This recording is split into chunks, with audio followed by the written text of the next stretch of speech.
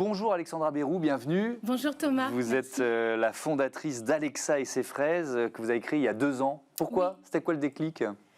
Le déclic, c'est une simple balade en forêt avec mon fils Tom, qui était âgé de 3 ans et demi à l'époque.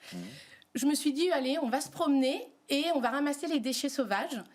Et donc on a ramassé les déchets. Et comme il était petit, lui, il ne comprenait pas que les adultes puissent jeter autant de déchets, mais c'est surtout pour lui, ce n'était pas très parlant. Donc après, je lui ai montré sur Internet les dégâts que ça faisait sur la nature et les animaux. Et il a été très affecté par ça, je ne pensais pas. Et il m'en a beaucoup parlé. Ouais. Il me rapportait les anecdotes de l'école. « Maman, tu te rends compte? Un tel, il a vu une chaise roulante dans la forêt. Mais comment c'est possible ?» Et à l'époque, moi, j'étais commerciale, donc je roulais toute la journée et je ne voyais pas les déchets sur le bord des routes. Et lui, après cette balade, c'est devenu un radar à déchets. Il ne voyait plus que ça. Il ne voyait plus que ça et il m'a vraiment fait prendre conscience, en tout cas davantage, qu'il fallait faire quelque chose. Et alors donc, vous décidez de créer cette entreprise, Alexa et ses fraises. C'est quoi le principe? Qu'est-ce que vous proposez? Alors, le principe, c'est de faire des ateliers de sensibilisation à la préservation de l'environnement sur les thèmes du compostage, de la biodiversité et de la réduction des déchets. Je suis maître composteur, du coup, le compostage. Maître composteur, quel beau métier. Maître compostrice, même, je devrais dire. Oui, allons-y, ou maîtresse compostrice, comme vous voulez. Donc, vous maîtrisez évidemment ces questions-là. Et donc, l'idée, c'est de les partager avec les écoliers, les enfants? Oui, alors c'est de les sensibiliser déjà à préserver son environnement, à essayer de les émerveiller par rapport à tout ce qui nous entoure. Et puis aussi... qu'ils communiquent autour d'eux, auprès de leur famille, les bons gestes à avoir, faire attention, préserver l'eau aussi, l'énergie. Oui, parce que les enfants sont des prescripteurs. C'est-à-dire souvent, ils arrivent et ils réussissent à emporter les grands frères ou les adultes. Vous proposez aux entreprises de financer ces ateliers scolaires sur le développement durable. Pourquoi? Les écoles n'ont pas forcément les moyens de le faire, c'est ça? Oui, c'est un gros frein pour les écoles, le budget.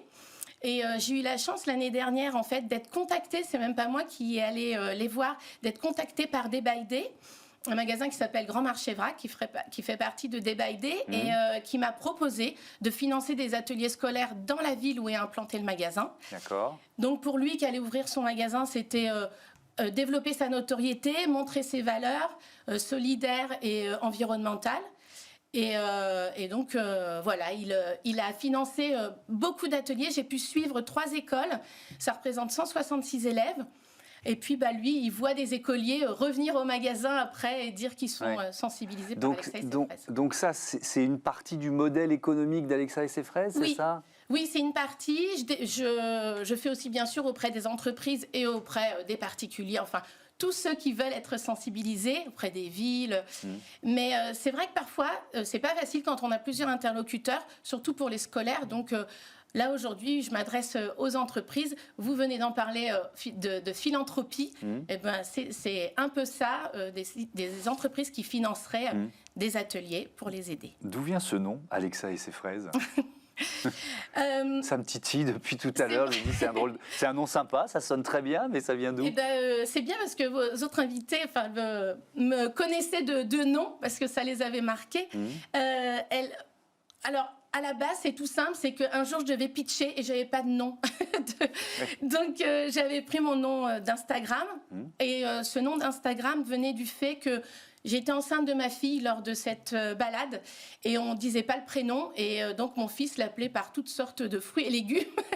Et donc, fraises, c'était celui qui revenait le plus souvent. Donc voilà, les fraises, aujourd'hui, c'est les enfants. Ah, et c'est les enfants que vous accompagnez dans ces formations. La majorité, c'est la majorité de mon travail. D'accord. Alexa et ses fraises, merci beaucoup. Bon vent à votre entreprise. Voilà, c'est la fin de ce numéro de Smart Impact. Je voudrais vous remercier de votre fidélité à cette émission. C'est toujours aussi passionnant d'être au cœur de la transition écologique, de la transformation du modèle de nombreuses entreprises. Et je voudrais remercier évidemment les équipes de Bismart qui sont à mes côtés quotidiennement. Joséphine Dacoury, productrice et programmatrice, avec Hugues Sabatier à ses côtés, Kenny Dellenbach à la réalisation, et puis au son, Michael Fristo et Saïd Mamou aujourd'hui. Merci encore une fois, belle fin de journée sur Bismart, la chaîne des audacieuses et des audacieux. Salut!